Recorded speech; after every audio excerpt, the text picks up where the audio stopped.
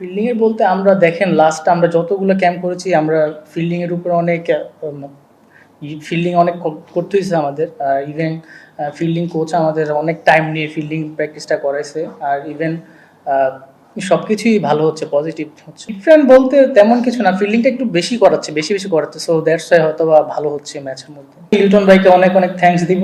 So একটা captain হিসেবে যেটা দরকার ছিল উনি সেটা করেছে, আমাকে ব্যাক মানে করাইছে।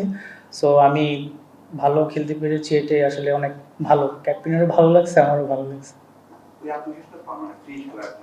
হ্যাঁ অবশ্যই, তা তো অবশ্যই। আমাকে লিটন ভাই সবসময় এই ফ্রি খেলার জন্যই বলে সবসময়। ফর্চুনেটলি আমরা ওয়ার্ল্ড কাপটা মিস করে ফেলেছি, এটা তো কিছু করার নেই।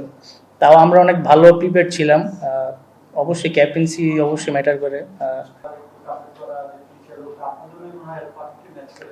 অবশ্যই সামনে যেহেতু ডিপিএল আছে, সো এটা আমার জন্য বেস্ট অপশন। এটা দিয়ে আমার কামব্যাক করাটা সবচেয়ে বেশি ইজি হবে আমি মনে করি।